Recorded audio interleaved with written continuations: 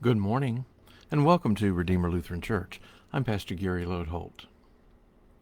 There's a hymn in our hymn book that I've never heard, but I think I want to. It's entitled, When Our Song Says Peace. Listen to the lyrics. When our song says peace and the world says war, we will sing despite the world. We will trust the song, for we sing of God who breaks the spear and sword and stills the storm of war. When our song says free and the world says bound, we will sing despite the world. We will trust the song, for we sing of God who opens prison doors and sets the captives free. When our song says home and the world says lost, we will sing despite the world. We will trust the song, for we sing of God who brings us home at last and gives a song to all. I think this is a powerful song that highlights how we cling to our faith and hope of a better world in the face of a world gone mad. In spite of war, bondage, captive, and separation from God, all of which seems utter madness and chaos, we cling to a different way. We cling to truth. We cling to God. Right now in our world, it's time for March Madness. If you aren't a sports fan, this is the tournament for college basketball that seeks to determine the national champion, and each year there are upsets, Cinderella teams, and defied expectations. You might think you know who will win, but that's the thing. You never know. It's madness. It's also Holy Week, the final week in the earthly life of Jesus when he suffers and dies for us, and that seems to be a time of madness in its own way. Caught in their own false certainty, delusions, and hunger for power, the leaders and the crowds turn against Jesus, forsaking ultimate reality and spiraling out of control. So putting the tournament and Holy Week together in that light, it seemed like this might be the perfect week to explore the Bible stories of people who were mad.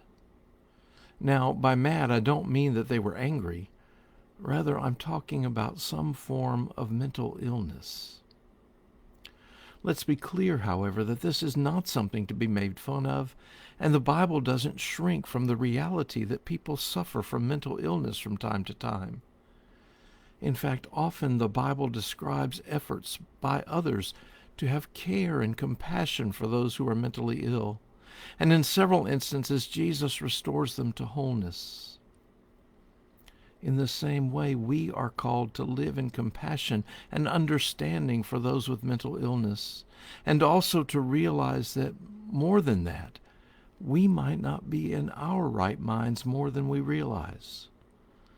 As the song makes clear, we are part of the world, and the world away from God often seems mad. Still, there are a number of stories of madness told in the Bible. Now, this has been a long introduction, so we will deal with a short one today that involves King David and a time when he feigned madness, and for a good reason. As you may remember, King Saul sought to have David killed. Saul was jealous of David and his popularity and saw David as a threat to his throne, and in particular to his family line continuing on the throne. You may also remember that Saul had his own struggle with mental illness, and that is a topic we will deal with another day. For today, we will focus on a small little story in 1 Samuel 21 as David flees from Saul. As David flees from Saul, he has no weapon, and he stopped by a worship center where he and those with him are given bread to eat. On top of that, David needed a weapon, and hidden behind the altar in that worship center was Goliath's sword, which they gave to David as well. When it was reported to Saul that David was there, Saul pursued David, and David fled again, going into the land of Gath. Now, I've often wondered what David was thinking by going there.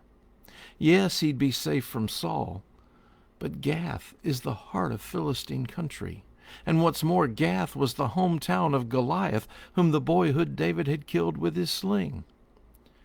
If they wanted revenge, that doesn't seem like a very safe place for David. Even more than that, when the king of Gath heard that David was there, that king too had heard of David's popularity and how the people were clamoring for him. And his first thought was that David had come into his territory to throw him out as king and take over in his place. The king of Gath's best option is to kill David then and there. Here's how 1 Samuel tells the rest of the story. David took these words to heart and was very much afraid of King Achish of Gath. So he changed his behavior before them. He pretended to be mad when in their presence. He scratched marks on the doors of the gate and let his spittle run down his beard. Achish said to his servants, "Look, you see the man is mad. Why then have you brought him to me? Do I lack madmen that you have brought this fellow to play the madman in my presence? Shall this fellow come into my house?" In other words, the king decided that David was no threat, and he didn't need to worry about one more madman in his land.